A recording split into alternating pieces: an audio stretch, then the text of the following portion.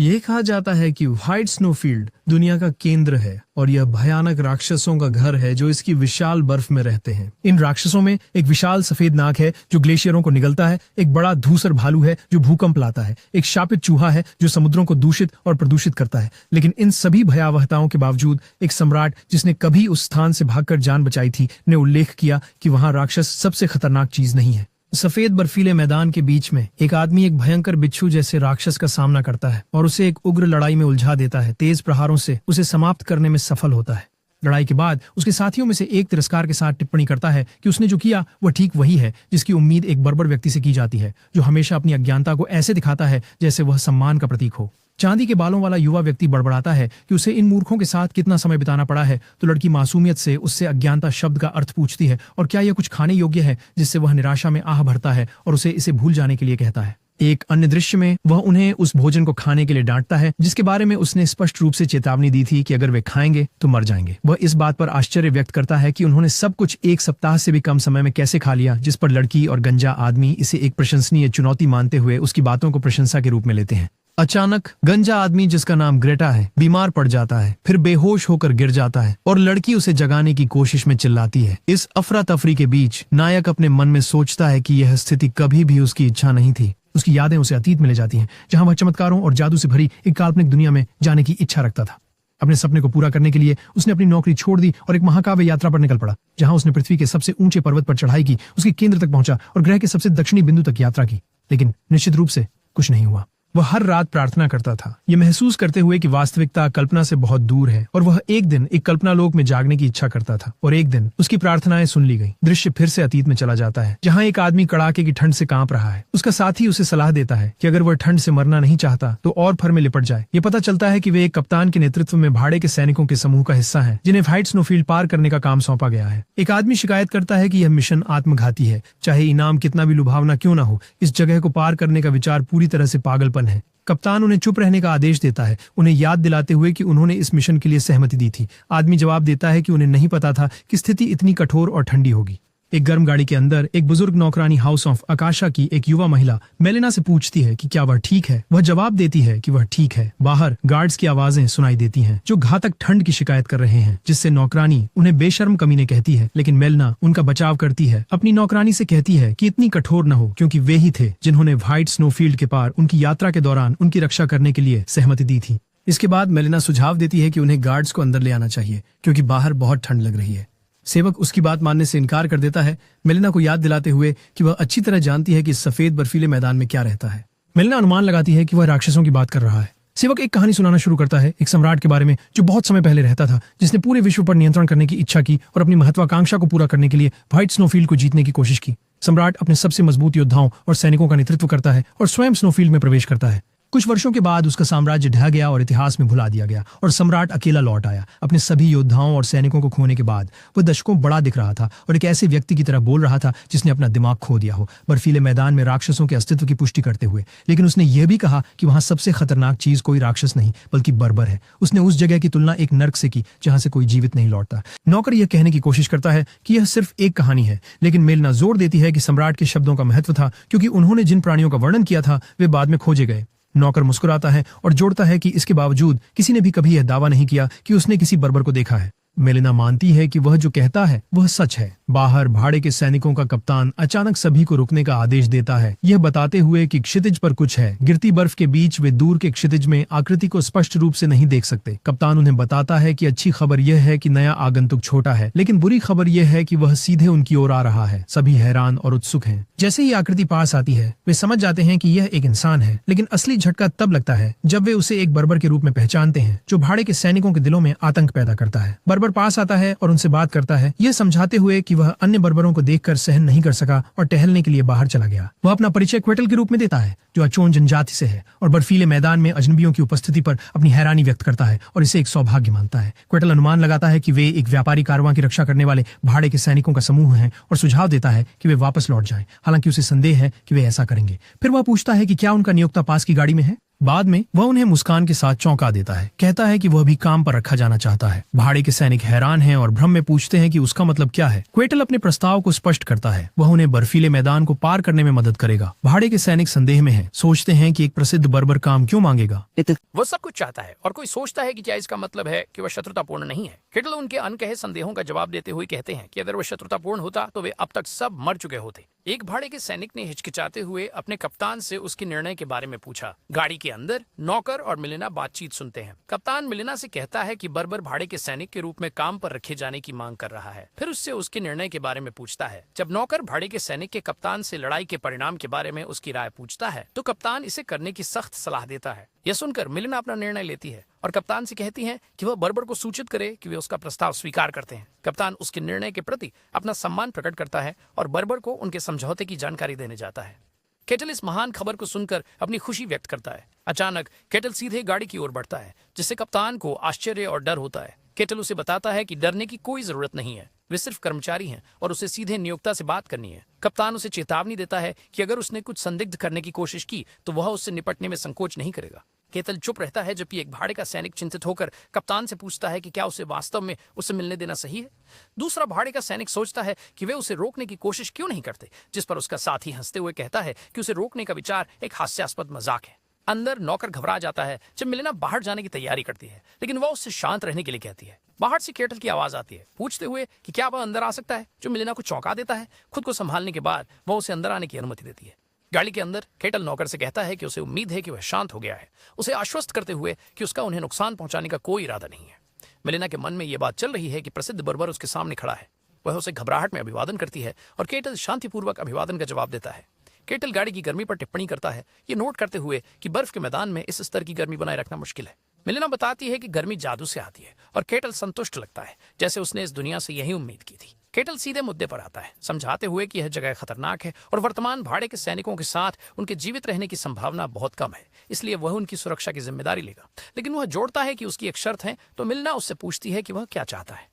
Kettle अपनी शर्त प्रकट करता है, बर्फ के मैदान के बाहर का ज्ञान, विशेष रूप से वह जानकारी जो उसके पास है। मिलेना उसके अनुरोध के बारे में पूछती है और केटल उसे आश्वस्त करता है कि उसे कुछ नहीं खोना पड़ेगा। मिलेना समझ जाती है कि उसके पास कोई और विकल्प नहीं है और वह सहमत हो जाती है। केटल उसकी सहमति से प्रसन्न होता है और उसका नाम पूछता है। वह अपना परिचय मिलेना हाउस ऑफ आकाशा से देती है। वह अपनी बारी में अपना परिचय केटल के रूप में देते हैं, ये व्यक्त करते हुए कि उनके साथ काम करने में उन्हें खुशी होगी।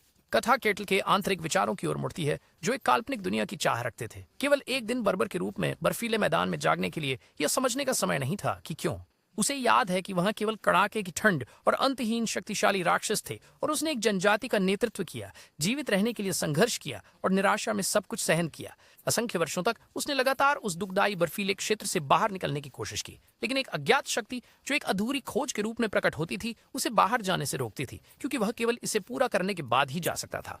और जैसे ही वह हार मानने वाला होता, बाहरी दुनिया के लोग कभी कभी प्रकट हो जाते। हालांकि वह कभी नहीं समझ पाया कि वे स्वेच्छा से ऐसे भयानक स्थान पर क्यों आते थे।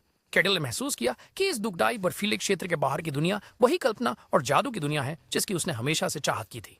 उस क्षण से उसने मेहनत से काम करना शुरू कर दिया, न केवल जीवित रहने के लिए बल्कि बाहर निकलने के लक्ष्य के लिए। उसे याद है कि कैसे उसने राक्षसों को कुचला और उसे दिए गए कार्यों को एक के बाद एक पूरा किया, इस एकल विचार से प्रेरित होकर कि वह एक दिन बाहर निकल जाएगा। क्योंकि वह इस जगह को छोड़ नहीं सकता, बाहरी लोगों से मिली जानकारी उसके लिए अत्यंत मूल्यवान है। लेकिन अब तक मिले अधिकांश मनुष्य या तो घबरा गए और उससे लड़ने की कोशिश की या पागल हो गए। वह सोचता है कि सभ्य व्यक्ति से बातचीत किए कितना समय बीत चुका है और उसे लगता है कि मिलेना से बात करना उसके मन के लिए एक उपचार जैसा है, जब वह अशिक्षित बर्बर लोगों से घिरा हुआ था। दृश्य वर्तमान में लौटता है, जहां केटल यह निष्कर्ष निकालता है कि वे हथियार ले जा रहे हैं। मिलेना आश्चर्य से पूछती है कि उसे यह कैसे पता चला। वह बताता है कि वह गाड़ियों से तेज हथियारों की आवाज सुन सकता है, जिससे यह स्पष्ट हो जाता है। और फिर उससे पूछता है कि क्या बाहर युद्ध चल रहा है। मिलेना पुष्टि करती है कि साम्राज्य और राज्य वर्तमान में युद्ध में है, जिस पर केटल टिप्पणी करता है कि बाहरी दुनिया भी पूरी तरह शांतिपूर्ण नहीं है। मिलेना जोड़ती है कि महान साम्राज्य भारी संख्या के साथ जोर दे रहा है, लेकिन राज्य आसानी से हार नहीं मानता और तलवार के मास्टर और नायक सीमाओं की रक्षा कर रहे हैं। ये शब्द केटल की जिज्ञासा को बढ़ाते हैं और वह पूछता है कि वे किस तरह की शक्ति का उपयोग करते हैं। मिलेना पूछती है कि क्या वह रहस्यवाद के बारे में नहीं जानता और वह जवाब देता है कि उसने कभी इस जगह को नहीं छोड़ा। मिलेना स्वीकार करती है कि उसे भी सटीक विवरण नहीं पता, लेकिन वह समझाना शुरू करती है। वह स्पष्ट करती है कि दुनिया में एक शक्ति है जिसे रहस्यवाद कहा जाता है और बहुत कम लोग इसे महसूस या उपयोग कर सकते हैं। इन व्यक्तियों को शक्ति रैंक दी जाती है। तीसरा रैंक उन लोगों को संदर्भित करता है जो केवल रहस्यवाद की शक्ति को महसूस कर सकते हैं। दूसरे रैंक में वे लोग शामिल होते हैं जो वास्तव में इस शक्ति का उपयोग कर सकते हैं, और पहले रैंक में वे होते हैं जो इस शक्ति को मना या आभा के रूप में प्रकट कर सकते हैं, जिसमें आमतौर पर शूरवीर, जादूगर और तत्व उपयोगकर्ता शामिल होते हैं।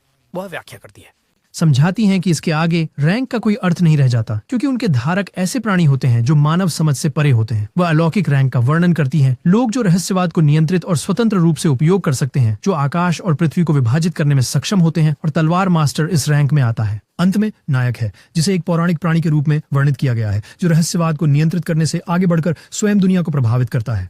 मिलना अपनी व्याख्या समाप्त करते हुए यह नोट करती है कि यहाँ तक कि तीसरे रैंक का धारक भी एक छोटे क्षेत्र में एक शक्तिशाली व्यक्ति माना जाता है।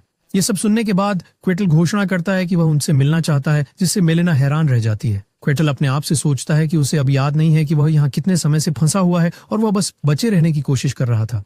वह केवल इतना जानता है कि वह एक कल्पनात्मक दुनिया के बीच में एक बर्फीले मैदान में है, और वह इससे बाहर नहीं निकल सकता। वह बर्फीले मैदान से बाहर निकलने की बेहद कोशिश कर रहा है। वह खुद को बार बार सुधारता है, ये कहते हुए कि उसे बाहर निकलना ही होगा। मेलिना अपनी बात फिर से शुरू करती है। क्वेटल से पूछती है कि क्या वह किंवदंतियों का बर्बर है। वह जवाब देता है कि ऐसा कहा जा सकता है, और वह उसके चेहरे के भाव से अनुमान लगाता है कि वह उसके अस्तित्व के बारे में जानती है। वह पुष्टि करती है कि उसके बारे में एक किंवदंती है, जिसे सुनकर क्वेटल को आश्चर्य होता है। क्वेटल हंसता है जब उसे एहसास होता है कि जिस पागल व्यक्ति से वह पहले मिला था वह किंवदंती का सम्राट होना चाहिए। फिर वह मेलिना को आश्वस्त करता है कि उसकी किंवदंती शायद सच है, क्योंकि ऐसा व्यक्ति बहुत समय पहले यहाँ आया था। क्वेटल विषय बदलते हुए पूछता है कि वे इस विशेष रूप से खतरनाक बर्फीले क्षेत्र के माध्यम से इतनी बड़ी मात्रा में हथियार क्यों ले जा रहे हैं।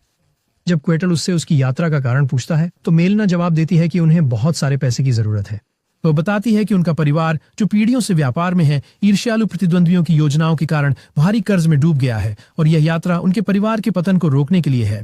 क्वेटल चतुराई से यह निष्कर्ष निकालता है कि उनके कर्ज चुकाने की योजना साम्राज्य के साथ युद्धरत राज्य को हथियार बेचने की है, जिससे मेलिना उनकी यह बात जानने की क्षमता से चकित हो जाती है। क्वेटल अपनी तर्क शक्ति समझाते हैं, कहते हैं कि उसने पहले कहा था कि साम्राज्य बड़े पैमाने पर हमला करता है, जिसका मतलब है कि उनके पास हथियारों की कमी नहीं है, और इसलिए राज्य को उनकी जरूरत है। और जब आपूर्ति कम होती है और मांग अधिक होती है तो कीमतें बढ़ जाती हैं। वह निष्कर्ष निकालते हैं कि भले ही वह बाहर की चीजों के मूल्य को नहीं जानते, लेकिन लाभ बर्फीले क्षेत्र को पार करने के जोखिम के लायक होना चाहिए। वह यह भी निष्कर्ष निकालता है कि चूंकि वे इस खतरनाक रास्ते पर जा रहे हैं तो राज्य तक पहुंचने का कोई और रास्ता नहीं होगा, यह सुझाव देते हुए कि उनके क्षेत्र की सीमाएं साम्राज्य से मिलती है। मेलिना पुष्टि करती है कि उसका निष्कर्ष सही है। मेलिना उसकी चतुराई से स्तब्ध है, सोचती है कि यह असंभव है, क्योंकि उसने सुना था कि प्रसिद्ध बर्बर एक जंगली अज्ञानी था, और वह उसके असली पहचान के बारे में सोचती है। अचानक गाड़ी जोर से हिलती है और नौकर आश्चर्य से चिल्लाता है। क्वेटल शांतिपूर्वक घोषणा करता है कि उनके पास बिना बुलाए मेहमान हैं। बाहर एक विशाल विकृत राक्षस भाड़े के सैनिकों के सामने प्रकट होता है, और वे इसे एक काला स्लाइम के रूप में पहचानते हैं। क्वेटल पूछता है कि क्या यही इसका नाम है, और मेलिना इसकी पुष्टि करती है, ये जोड़ते हुए कि यह एक राक्षस है जो अभिलेखों में दर्ज है। वह ये भी जोड़ती है कि वर्षों से कई शक्तिशाली साहसी लोगों ने बर्फीले मैदान को चुनौती दी है, और यद्यपि कुछ ही जीवित लौटे, उन्होंने उन प्राणियों के रिकॉर्ड छोड़े जिनसे वे मिले थे, और काला स्लाइम इन रिकॉर्डों में अधिकांश में दिखाई देता है। फिर वह क्वेटल से पूछती है कि क्या वह भी इसे जानता है। क्वेटल बेपरवाही से जवाब देता है कि हाँ, वह इसे जानता है। वे रबड़ जैसी चीजें हैं जो स्नैक के लिए ठीक हैं। उन्हें एक अच्छा भोजन बताते हुए मेलिना भयभीत हो जाती है और अविश्वास में उससे पूछती है कि क्या वह उन्हें खाता है। वह पूछता है कि क्या वह एक आजमाना चाहती है, और सुझाव देता है कि वे कुछ शिकार करें, लेकिन वह घबराहट में मना कर देती है। काला कीचड़ हमला करने की तैयारी करता है, और हर कोई क्वेटल की मदद की ओर देखता है, लेकिन क्वेटल स्पष्ट करता है कि उसने उनके साथ एक समझौता किया है कि वह उनकी जान की रक्षा करेगा, और इसलिए वह केवल तभी हस्तक्षेप करेगा जब वास्तव में कोई खतरा हो। वह उन्हें बताता है कि वे खुद इस चीज को संभाल सकते हैं, और सबसे महत्वपूर्ण बात यह है कि उसे खुद बाहरी दुनिया की शक्ति स्तर का आकलन करना है। राक्षस भाड़े के सैनिकों पर हमला करता है, और कप्तान अपने आदमियों को अपनी ढालें उठाने का आदेश देता है। भाड़े के सैनिक राक्षस के शक्तिशाली हमलों के खिलाफ संघर्ष करते हैं। उनमें से एक कूदता है और राक्षस को खत्म करने की कोशिश करता है, लेकिन उसे कीड़े की तरह फेंक दिया जाता है, जिससे वह राक्षस की ताकत को कोसता है। कप्तान को एक महत्वपूर्ण जानकारी याद आती है, और वह हमला पैटर्न चिल्लाता है, समझाते हुए कि काला स्लाइम केवल सीधी रेखाओं में ही चल सकता है, और अपने आदमियों को फैलने और अपने हमलों का समन्वय करने का आदेश देता है। उसके आदमी तुरंत आदेश का पालन करते हैं, नई योजना की समझ की पुष्टि करते हैं। भाड़े के सैनिक कप्तान की योजना को सटीकता से लागू करते हैं, काले कीचड़ के हमलों से बचते हुए, और एक साथ अपने वार करते हैं। उनके समन्वित हमलों के भार के नीचे राक्षस दर्द से चिल्लाता है, क्योंकि वे लगातार वार करते रहते हैं। कप्तान उन्हें बिना रुके हमला जारी रखने के लिए प्रेरित करता है। जब कप्तान को एहसास होता है कि सामान्य हमले बेकार हैं, तो वह अपने आदमियों को आदेश देता है कि वे राक्षस के अंदर कहीं छिपे नाभिक को निशाना बनाएं। कप्तान खुद अपनी चमकती तलवार से नीचे की ओर एक शक्तिशाली प्रहार करता है, जिससे कीचड़ के शरीर को काट देता है। राक्षस का लाल नाभिक टूट जाता है और उसका शरीर पिघलने लगता है। भाड़े के सैनिक अपनी जीत का जश्न मनाते हैं, हाँफते हुए, और इस पर विश्वास नहीं कर पाते कि वे वास्तव में इसे हराने में सफल हो गए। लेकिन उनका जश्न अल्पकालिक होता है, क्योंकि अचानक एक और राक्षस, एक विशाल सफेद भेड़िया प्रकट होता है। भाड़े के सैनिक तुरंत नए खतरे से निपटते हैं, जिसमें से एक चिल्लाता है कि गर्दन पर निशाना लगाओ। फिर उनमें से एक सीधे भेड़िए पर झपटता है। लड़ाई के बाद उनमें से एक भाड़े के सैनिक की कुछ अहंकार भरी टिप्पणियां कि व्हाइट स्नोफील्ड इतना खतरनाक नहीं है और शायद अफवाहें बढ़ा चढ़ाकर पेश की गई हैं, लेकिन कप्तान उसे आत्मसंतुष्ट न होने की चेतावनी देते हैं, याद दिलाते हैं कि वे अभी आधे रास्ते में भी नहीं है। बातचीत काताल की ओर मुड़ती है। एक भाड़े का सैनिक सोचता है कि क्या वह बर्बर वास्तव में मजबूत है, ये बताते हुए कि वह सिर्फ सम्राट की कहानी का हिस्सा है और अभी तक लड़ा नहीं है। दूसरा जोड़ता है कि काताल, जो यहाँ खाद्य श्रृंखला के सबसे निचले स्तर पर है, उन पर सुरक्षा के लिए निर्भर है और सुझाव देता है कि उन्हें उसकी ताकत की जांच करनी चाहिए। गाड़ी के अंदर मेलना और काताल के बीच खामोशी छाई हुई है। एक भाड़े का सैनिक गाड़ी के पास आता है और मेलना से बात करने की इच्छा जताता है। वह उसे याद दिलाता है कि वे भाड़े के सैनिक हैं जो इस मिशन को पूरा करने के लिए अपनी जान जोखिम में डाल रहे हैं, जो उनके साथ किए गए अनुबंध के तहत है। मेलिना उनके प्रति गहरी कृतज्ञता व्यक्त करती है कि उन्होंने इस खतरनाक मिशन को स्वीकार किया, जिससे बाकी सभी लोग केवल इसके विवरण सुनकर ही भाग गए और उनके बिना वह कोशिश भी नहीं कर पाती। लेकिन भाड़े का सैनिक स्पष्ट करता है कि एक बात उसे परेशान कर रही है, वह यह कि बर्बर ने एक बार भी लड़ाई नहीं की है।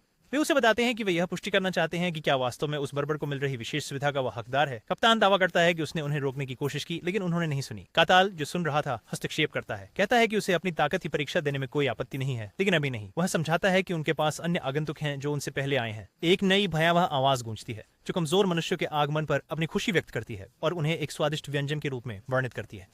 इस नए खतरे के प्रकट होने पर सभी चौंक जाते हैं। एक विशाल भयानक सफेद नाग प्रकट होता है, उन्हें चिल्लाने और पीड़ित होने के लिए कहता है, क्योंकि यह उसके भोजन में स्वाद जोड़ देगा। नाग की भारी उपस्थिति मेलिना और भाड़े के सैनिकों को दर्द में चिल्लाने पर मजबूर कर देती है।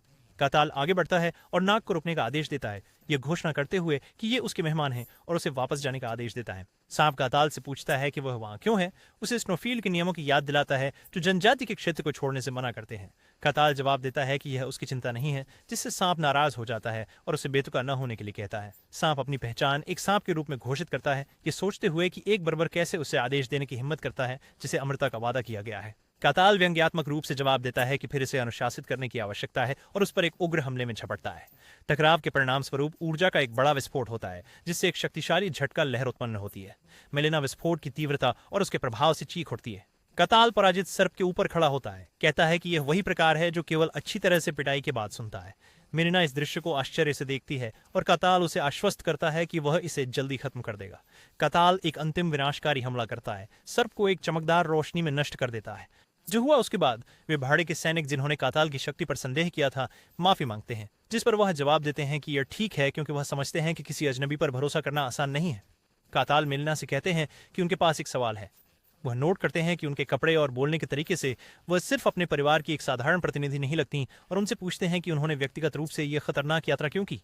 कुछ हिचकिचाहट के बाद मेलिना बताती हैं कि वह वेलिका की पहली बेटी है, जो लॉर्ड कासाकाशा की उपपत्नी या दूसरी पत्नी है। वह समझाती हैं कि उनकी माँ, जो एक राजनीतिक विवाह के लिए आई थी, का उपयोग किया गया और उन्हें छोड़ दिया गया, एक दुखी माँ जिनके पास कोई वास्तविक शक्ति नहीं थी। मेलिना स्वीकार करती हैं कि वह और उनकी माँ केवल नाम के लिए परिवार माने जाते हैं, लेकिन वास्तव में उन्हें नौकरों की तरह माना जाता है। फिर इतना कुछ बताने पर पछताती है। वह पुष्टि करती है कि उसने इस खतरनाक यात्रा के लिए स्वयं सेवा की, यह जोड़ते हुए कि किसी को उदाहरण स्थापित करना था। काताल उसे बताता है कि वह समझता है, उसे बहुत समझदार, लालची और अत्यधिक महत्वाकांक्षी बताता है। अचानक स्नोफील्ड का निकास उनके सामने प्रकट होता है। भाड़े के सैनिक उनके सामने के दृश्य से हैरान हैं, हरी घास देखकर जो बर्फ में उनकी यात्रा के अंत की घोषणा करती है। मेलिना काताल को धन्यवाद देती है और वह उसे बताता है कि वे साम्राज्य के माध्यम से लौट सकते हैं, क्योंकि हथियार बेचने के बाद यह आसान होगा। मेलिना उससे पूछती है कि उसने उसे समझदार और महत्वाकांक्षी कहकर क्या मतलब निकाला। काताल पुष्टि करता है कि उसके शब्दों का वही मतलब था जो उसने कहा। वह अपनी अनुमान प्रक्रिया समझाना शुरू करता है, ये कहते हुए कि उसका कभी अत्यधिक सम्मानित परिवार अब धन की कमी के कारण बड़े संकट में है। वह जोड़ता है कि हालांकि वह एक उपपत्नी की बेटी है, अगर वह व्यक्तिगत रूप से कार्रवाई करती है और परिवार के पतन के कगार पर होते हुए भी मुक्ति का मार्ग बनाती है, तो वह पूछता है कि उस स्थिति में लोग किस पर विश्वास करेंगे और किसका अनुसरण करेंगे। वह निष्कर्ष निकालता है कि उसका असली लक्ष्य परिवार में वास्तविक शक्ति हासिल करना है। फिर वह पूछता है कि क्या वह गलत है, और मेलिना स्वीकार करती है कि उसका उत्तर सही है। काताल टिप्पणी करता है कि यह एक सामान्य कहानी है कि एक उपपत्नी का बच्चा परिवार की विरासत के लिए एक खतरनाक चुनौती लेता है। मेलिना अपने आप से सोचती है कि यह बर्बर व्यक्ति बुद्धिमान है, उन अल्पके बुद्धिजीवियों की तरह नहीं जिन्हें उसने मिला है, और कल्पना करती है कि अगर उसकी शक्ति, जिसने सफेद नाग को बिना खरोंच के हरा दिया, उसकी हो जाए तो कैसा होगा। तदनुसार वो काताल को प्रस्ताव देती है कि अगर वह कभी स्नोफील्ड छोड़ने पर विचार करे तो उसके साथ आ सकता है। काताल फिलहाल उसके प्रस्ताव को ठुकरा देता है, ये समझाते हुए कि उसे अभी कुछ काम निपटाने हैं। इसलिए मेलिना उसे अपने गहनों का एक टुकड़ा देती है। वो उसे बताती है कि अगर वह कभी बाहर निकले और आकाशा परिवार को ढूंढे तो उन्हें यह टुकड़ा दिखाए। काताल खुशी खुशी उपहार स्वीकार करता है। वे विदाई का आदान प्रदान करते हैं। मेलिना उसे धन्यवाद देती है और प्रार्थना करती है कि वे फिर मिलेंगे। कार्य उनकी गाड़ी पर जाते हुए देखता है। 5 साल बाद व्हाइट स्नोफील्ड में एक संदेश दिखाई देता है जिसमें कहा गया है कि क्विटल ने खोज संख्या 1784 पूरी कर ली है और सभी शर्तें पूरी हो गई हैं। एक और संदेश आता है जो उसे बताता है कि वह बर्फ के मैदान को छोड़ सकता है और वह एक चमकती हुई बाधा को पार करना शुरू करता है। क्विटल सोचता है कि यह आखिरकार उसके द्वारा हमेशा चाहा गया फैंटेसी दुनिया में उसका पहला कदम है। वह घास, जानवरों की गंध का आनंद लेता है और नदी, ऐसी खुशबुएं जो उसने कभी बर्फीले मैदान में अनुभव नहीं की थी। वह इन नई खुशबुओं से अपनी खुशी व्यक्त करता है, पूरी तरह से संतुष्ट महसूस करता है। वह दूर के बर्फीले मैदान की ओर चिल्लाता है, कसम खाता है कि वह कभी वापस नहीं जाएगा। वह सोचता है कि आखिरकार वह उस दुनिया में पहुंच गया है जिसका उसने सपना देखा था। वह फैंटेसी और रहस्य की दुनिया जिसे वह कभी नहीं पहुंच पाएगा और कि हालांकि शुरुआती बिंदु बहुत गलत था, वह जीवित रहने में कामयाब रहा। वह इस दुनिया का आनंद लेने के अपने इरादे की घोषणा करता है जिसमें ड्रैगन, एल्व्स, जादू और तलवारें हैं। वो मानता है कि इस फैंटेसी दुनिया तक पहुंचने की उसकी तीव्र इच्छा ही उसे उस नर्क में जीवित रखी। फिर वह पास में प्राणियों का एक जमावड़ा महसूस करता है। वह मानता है कि यह जमावड़ा एक गांव है और एक सभ्य शहर को अंततः देखने के लिए उत्साहित महसूस करता है। वह उन अज्ञानी बर्बर लोगों को याद करता है जिनके साथ वह रहता था और कैसे वे आश्रय के महत्व से अनजान थे और एक अच्छी तरह से डिजाइन की गई मानव बस्ती के लिए एक मजबूत नॉस्टैल्जिया महसूस करता है। जब वह सोचता है कि खुद को शिष्टता से कैसे पेश किया जाए तो वह एक आवाज सुनता है। आवाज प्रिय एल्फ ग्रामीणों को घोषणा करती है कि यह स्थान उनका नया घर बनेगा। वह देखता है कि एक समूह एल्फ अपने सामान उतार रहे हैं और अपने नए घर का जश्न मना रहे हैं। एक युवा एल्फ चिंतित होकर एक बुजुर्ग से पूछता है कि क्या यह स्थान वास्तव में सुरक्षित है और बुजुर्ग उसे आश्वस्त करता है कि यह है। लेकिन युवा व्यक्ति अभी भी चिंतित है। भले ही यह क्षेत्र दूरस्थ और मनुष्यों के लिए दुर्गम है, वह बर्फ के मैदान की निकटता के बारे में अपनी चिंता व्यक्त करता है और बुजुर्ग समझता है कि उसे राक्षसों के प्रकट होने का डर है। बुजुर्ग उसे आश्वस्त करते हुए कहते हैं कि हजारों वर्षों से बर्फ के मैदान से कुछ भी बाहर नहीं आया है और उन्होंने एहतियात के तौर पर एक अवरोध भी स्थापित किया है। वह बताते हैं कि उन्होंने प्राचीन एल्वन जादू के आधार पर एक जादुई छुपाव अवरोध लगाया है जिससे यह जगह एक साधारण जंगल की तरह दिखती है और जब तक अवरोध बना रहता है कोई बाहरी व्यक्ति उन तक नहीं पहुंच सकता। वह जोड़ता है कि भले ही राक्षस आए, उनके पास महामहिम रानी है जिन्हें बर्फ के मैदान के राक्षस भी छू नहीं सकते। उसी क्षण क्वेटल को लगता है कि उसने चलते समय कुछ फाड़ दिया है, सोचते हुए कि क्या इस जगह में कुछ था, यह जाने बिना कि उसने अभी अभी बाधा को पार किया है। जब क्वेटल जंगल से गुजरता है तो वह सोचता है कि उसे और कितना आगे जाना है। अचानक वह एक खोई हुई छोटी एल्फ लड़की से मिलता है। वह एक असली एल्फ को देखकर बहुत खुश होता है, उन कल्पनाओं की जातियों में से एक जिसे उसने हमेशा सोचा था, और उसे लगता है कि अब तक उसका जीवित रहना सार्थक रहा है। छोटी लड़की रो रही थी और डरी हुई थी। उसे एहसास हुआ कि वह बहुत दूर चली गई थी और रास्ता भटक गई थी। क्वेटल उसके पास जाता है और नमस्ते कहता है, लेकिन लड़की उसकी उपस्थिति से घबरा जाती है और बेहोश हो जाती है। तो क्वेटल उसे पकड़ लेता है। वह इस बात को लेकर उलझन में है कि जब वह बात करने से पहले बेहोश हो गई तो क्या करना चाहिए, और उसे उसके गांव वापस ले जाने का फैसला करता है। उसे याद है कि किंवदंतियों में एल्फ एक शांतिप्रिय और दयालु जाति होती है और आशा करता है कि अगर वह बच्चे को वापस ले जाएगा तो वे उसे अच्छे से स्वागत करेंगे और वह उनकी मेहमान नवाजी का अनुभव करेगा। वह इस अनुभव की बहुत प्रतीक्षा कर रहा था। जब वह बच्चे को लेकर गांव पहुंचता है तो एक महिला, संभवतः उसकी मां, अपने बच्चे के लिए डर के मारे चिल्लाती है। वहां एक इंसान की उपस्थिति से हैरान एल्व्स आक्रामक रूप से प्रतिक्रिया करते हैं, उससे पूछते हैं कि वह कौन है और उसने उनकी बाधा को कैसे पार किया। क्विटल को एहसास होता है कि चीजें उसकी उम्मीद के मुताबिक नहीं हो रही हैं। बच्चे की मां चिल्लाती रहती है। एल्फ बुजुर्ग अपनी हैरानी व्यक्त करते हैं, ये सोचते हुए कि एक मानव उनके संरक्षित भूमि में बाधा के साथ कैसे प्रवेश कर सकता है। उनमें से एक एल्फ उसे बताता है कि बाधा में एक दरार है और बुजुर्ग घबरा जाते हैं। रानी महोदया के ठिकाने के बारे में पूछते हैं और उन्हें बताया जाता है कि वह एक छोटी जांच यात्रा पर गई है। क्वेटल समझाने की कोशिश करता है कि वह उनका दुश्मन नहीं है, लेकिन एक योद्धा उसे धमकी देता है कि अगर वह बच्चे को वापस नहीं करता तो वह उसे दुनिया के अंत तक शिकार करेगा। बुजुर्ग घोषणा करता है कि उनकी स्थिति उजागर हो गई है और निष्कर्ष निकालता है कि चूंकि बाधा को तोड़ा गया है, मनुष्य पूरी तैयारी के साथ आए होंगे। वह सोचता है कि मनुष्य उन्हें कब से ट्रैक कर रहे हैं।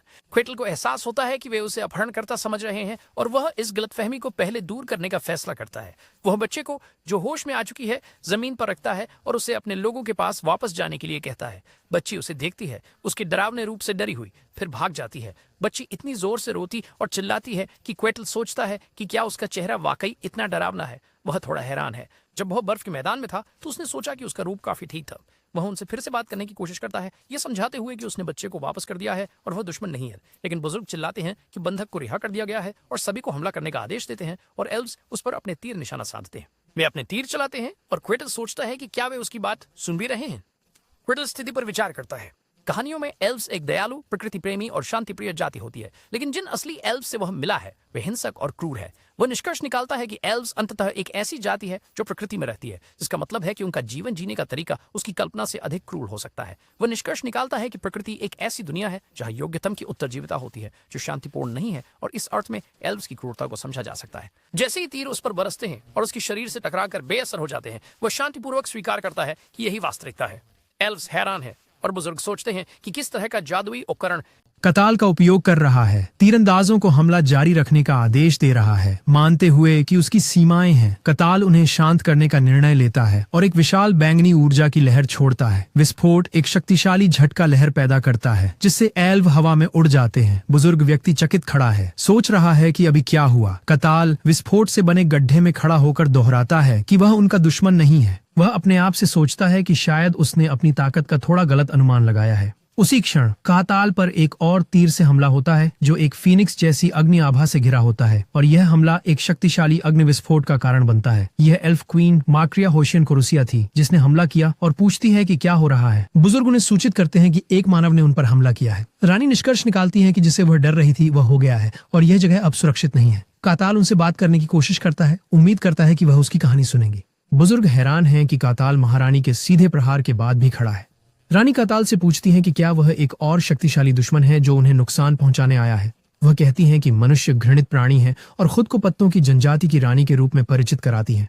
वह उस पर एक चमकता हुआ तीर साधती है, ये कसम खाकर कि उन्हें चाहने की हिम्मत करने के लिए उसे भारी कीमत चुकानी पड़ेगी। काताल निराश महसूस करता है, सोचता है कि वे एक ही भाषा बोलने के बावजूद बात क्यों नहीं कर सकते, और क्या वह जानबूझकर उसे अनदेखा कर रही है, या मनुष्यों और एल्व्स के बीच संबंध वास्तव में इतने खराब हैं। वह निर्णय लेता है कि बल का उपयोग अपरिहार्य है, बर्फीले मैदान में सीखा सबक याद करते हुए। अगर वे नहीं सुनते तो उन्हें तब तक मारो जब तक वे सुनने न लगे। रानी अपना जादुई तीर छोड़ती है। तीर एक विशाल भूत या ड्रैगन के सिर में बदल जाता है और काताल की ओर बढ़ता है। काताल पलटवार के लिए तैयार होता है, अपनी मुट्ठी में ऊर्जा इकट्ठा करता है। वह अपनी मुट्ठी से भूतिया ड्रैगन को मारता है, जिससे एक बड़ा विस्फोट होता है। रानी परिणाम से चौंक जाती है। काताल अपनी मुट्ठी को देखता है और अफसोस के साथ टिप्पणी करता है, ये सुझाव देते हुए कि उसने शायद अपनी शक्ति का अधिक उपयोग कर लिया है, और रानी पीछे की ओर फेंक दी जाती है। रानी जमीन पर गिर जाती है, पराजित। काताल सोचता है कि शायद उसे अपनी शक्ति को अधिक नियंत्रित करना चाहिए था। रानी इस संक्षिप्त संघर्ष से समझ जाती है कि उसका प्रतिद्वंद्वी शक्तिशाली है, कम से कम एक पारलौकिक स्तर पर, और सोचती है कि इतना शक्तिशाली व्यक्ति यहाँ क्यों है। एल्फ रानी काताल की शक्ति को पहचानती है और अपने लोगों को उनकी सुरक्षा के लिए तुरंत क्षेत्र छोड़ने का आदेश देती है।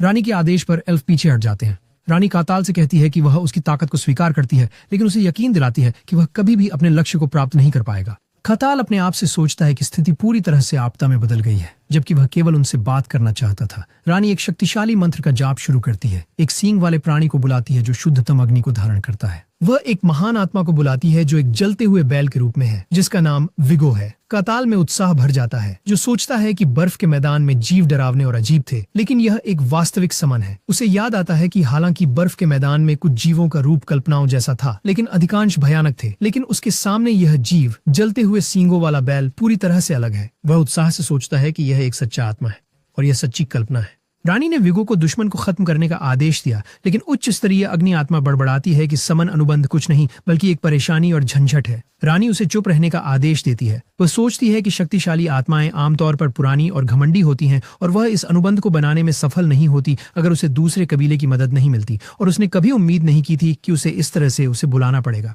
वह फिर से विगो को उसका अनुबंध पूरा करने का आदेश देती है। विगो पूछता है कि क्या अनुबंध के अनुसार उसके सामने वाले मानव को मारना आवश्यक है, लेकिन वह अचानक हिचकिचाता है जब वह काताल में कुछ अजीब देखता है। वह काताल की डरावनी आभा को देखता है और सोचता है कि क्या वह वास्तव में मानव है। इस बीच काताल अभी भी कल्पना के दृश्य की भव्यता से चकित है, इससे पहले कि वह निराशा के साथ महसूस करता है कि जिसे मारा जाना है वह स्वयं है। विगो एक मानव की हिम्मत पर हंसता है जो प्रकृति की एक जाति की लालसा करता है, और फैसला करता है कि वह उसे राख में बदल देगा। विगो काताल की ओर बढ़ता है। काताल हमले को रोकने की तैयारी करता है। अचानक रानी एक झटके की लहर के प्रभाव से सिहर उठती है। जब वह अपनी आंखें खोलती है तो वह यह देखकर चौंक जाती है कि काताल ने आसानी से विगो के हमले को रोक लिया और उसके सींग को पकड़ लिया। काताल मुस्कुराता है और सोचता है कि वह एक राक्षसी रूप देखकर अधिक सहज महसूस करता है, क्योंकि उसे इसे मारने में कोई हिचकिचाहट नहीं होती। रानी इस दृश्य को भय से देखती है। काताल एक विनाशकारी हमला करता है, जिससे एक विशाल विस्फोट होता है। जंगल आसपास की चट्टानों को नष्ट कर देता है और इसकी गूंज वातावरण तक पहुंचती है। रानी विस्फोट की ताकत से चिल्लाती है। हरा भरा जंगल एक विशाल गड्ढे में बदल जाता है और रानी अविश्वास में देखती है कि क्या हुआ। काताल गड्ढे के बीच में पराजित रानी की ओर बढ़ता है और उसके पास आता है। पराजित एल्फ रानी उससे विनती करती है कि कम से कम उसके लोगों को बख्श दे। कताल उसे शांतिपूर्वक आश्वस्त करता है कि वह उनका दुश्मन नहीं है। रानी हैरान है, बोल नहीं पाती। लंबी बातचीत के बाद एल्फ अंततः स्वीकार करते हैं कि वह वास्तव में उनका दुश्मन नहीं था। रानी कताल से औपचारिक माफी मांगती है, यह स्वीकार करते हुए कि उन्होंने उसे जल्दी से जज कर लिया। वह गहरा पछतावा महसूस करती है, ये महसूस करते हुए कि वे कितने असभ्य थे जब उन्होंने उस व्यक्ति को दुश्मन समझ लिया जिसने खोए हुए बच्चे को लौटाया था। कताल उसे बताता है कि वह उनकी स्थिति को समझता है, खासकर जब से उन्हें मनुष्यों द्वारा उनके घरों से निकाल दिया गया था। लेकिन वह स्वीकार करता है कि उसे दुख हुआ कि किसी ने उसकी बात नहीं सुनी। रानी